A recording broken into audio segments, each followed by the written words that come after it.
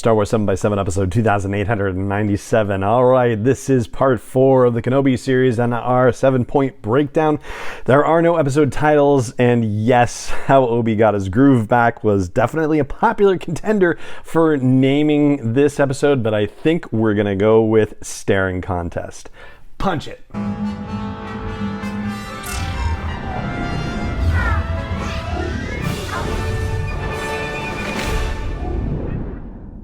Hey Rebel Rouser, I'm Alan Voivod and this is Star Wars 7x7, your daily dose of Star Wars joy, and thank you so much for joining me for it.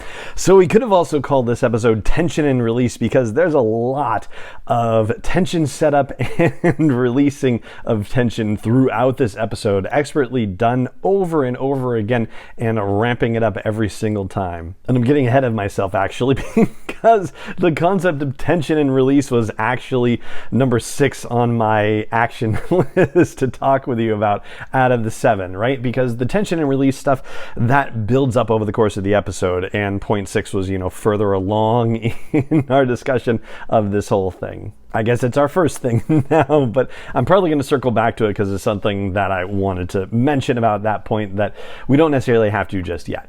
So what would have been the first point, but is now the second point, has to do with the setup for this episode. And we talked about this yesterday on the mid-season review, that they basically kind of telegraphed how this was about to unfold, that Reva had captured Leia. There was no way she was not going to capture Leia at that point. She wasn't going to let her run away the way that Vader let Obi-Wan escape. And she took Leia exactly where we figured she would take Leia, to Nur, and the only way for Obi-Wan to rescue her was to get access to Nur from somebody who would be able to do that, and that of course was Indira Varma's character Tala. So yes, for a series that has been pretty unpredictable in places, that one, that was kind of predictable to be sure. The third thing we'll flag in this episode is that we get more details about the path, and the path significantly is different from a rebellion, basically. The path is essentially a way to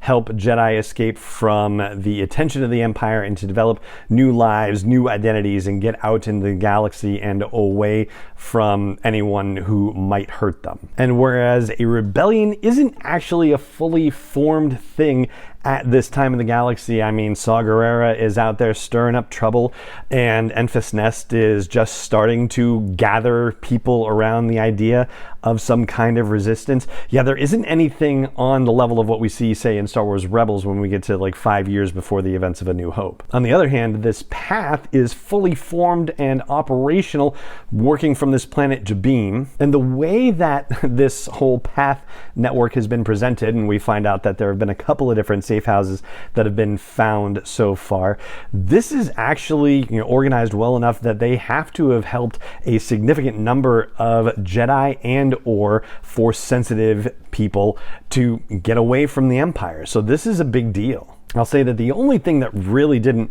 work for me with the path situation was the conversation between Obi-Wan and Roken. And we talked about persuasion in storytelling and how difficult it is to make a believable, persuasive situation happen. It worked finally, and it took a lot to do it for Obi-Wan in the first episode of the series. In this particular case, it seems like Roken has a lot of reasons not to cooperate with Obi-Wan Kenobi, but ends up coming over to Obi-Wan's side very quickly. It doesn't give you any indication that Obi-Wan's used any kind of mind trick or anything like that. So he's at least done this honestly on its face. But yeah, the persuasion isn't really there. And speaking of Obi-Wan's capabilities, well, they are finally on display, but in a very convincing way. We see him and Tala on the way to Nur, and he's trying to use the Force to draw an object to him, and it's not really working well, and there's talk about, the past and forgetting and whatnot, but it's really about Obi-Wan getting into action and being forced into situations where he has to put the Force into action, no pun intended. It was similar in episode 2 where, with Leia falling, he had to figure out how to connect with the Force in order to rescue her. Now we're in a similar situation where he has to rescue her again, and he has to deploy not just the ability to make Leia float, but a whole host of other Force abilities in order to survive this situation. And I'd say the way that they've kind of built that up has been really well done, and getting him to use his lightsaber for the first time and having sort of a momentary action pose where you're like, oh yeah, he's finally sort of slipping in and having, moments of, yes, this is who I used to be. Like, that is starting to come through, and the way that they have kind of gently built that up has been very cool, very restrained, very well done. They've made a point of not making him be like, oh, I haven't done anything with this in a few years and now just suddenly I'm a bad mamma jamma all over again in the drop of a hat. No, they've let him work up to this very well. Now, for a fifth thing, we'll talk about a setup that they almost kind of went through with, but not quite, and that has to do with the fact that in the previous episode, they talked about how Force-sensitive children are being disappeared by the Empire and nobody knows what happens to them. So then you get into this episode, and as Tala is looking at the schematics for the fortress, she's like, what are they hiding down there, right? So you get the idea that this is where Force-sensitive children are being sent to, that they're being brought to the Fortress Inquisitorius. At least that's the setup that they seem to be giving us. But as Obi-Wan goes through part of the secure sector of the facility in order to find Leia, we see something different. It's not just a fortress, it's a tomb, as Obi-Wan says. And it's hard to say for sure whether that's entirely accurate. And the reason why I'm saying that is because these people that we see encased in amber, some sort of amber liquid, they could be dead, they could be in some sort of, stasis, or, it's not carbonite obviously, but some sort of hibernation, right? But probably dead. And we do see a youngling here, so yeah, they kind of got near the idea that they were setting up, but they didn't actually follow through with it. I'm not saying that I wanted to see that, quite honestly. I mean, I think that would kind of be traumatizing in a way, but yeah, they kind of set the idea up and then they don't go near it. So I'm just kind of wondering if they should have necessarily set up the idea in the first place. That's the sort of dilemma I'm kind of sitting at with basically on this. The sixth thing I want to flag is how this is such a female character driven episode, and it's really awesomely done. This episode really is driven by the interactions between Reva and Leia and Reva and Tala, and I think it's just fantastic. All the characters are so well drawn, and Leia's thing about, are we having a staring contest?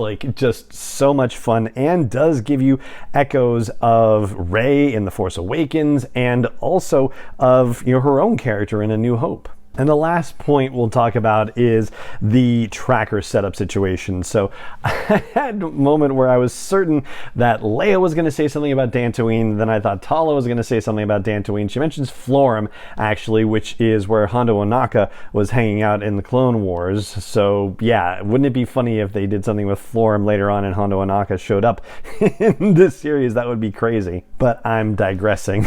We get Vader showing up at the end of this episode, and it's thrilling, the energy that he brings, the menace that he brings. They are really committed to actually making Vader the scary monster enemy that he was supposed to be when we saw him in Star Wars and The Empire Strikes Back, and that earned him that, near top spot on one of the, AFI's 100 all-time villains list. He's really earning it, and the writers of this and Rogue One are making a point of letting him earn that title. But Reva getting the tracker onto Obi-Wan, she tells Vader it's Obi-Wan, it's obviously not Obi-Wan, so she herself is a pretty darn good liar. She says she appreciates that with Tala as well. And you do wonder, well, when did Reva get to slip Lola back to Leia? That is kind of a little, it's a little gap there, but this also has that sort of freight train energy that Larry Kasdan has talked about with The Force Awakens. You get the narrative going fast enough, then you kind of skip over all of the little bits like that. And that's all in terms of the major points I wanted to break down for you in reviewing part 4 of the Obi-Wan Kenobi series.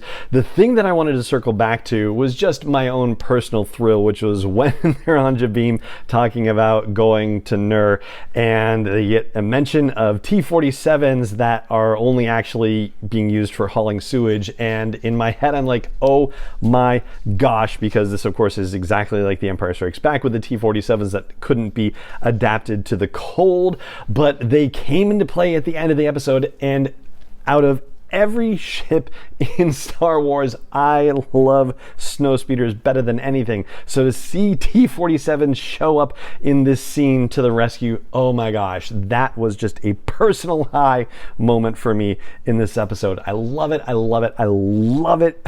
It's just my favorite. So yeah, I don't know what it is about those ships, but I just love them so much. So that was a thrill for me. And that is going to do it for this episode of the podcast. It just remains for me to say thank you so much for joining me for it as always, and may the Force be with you wherever in the world you may be.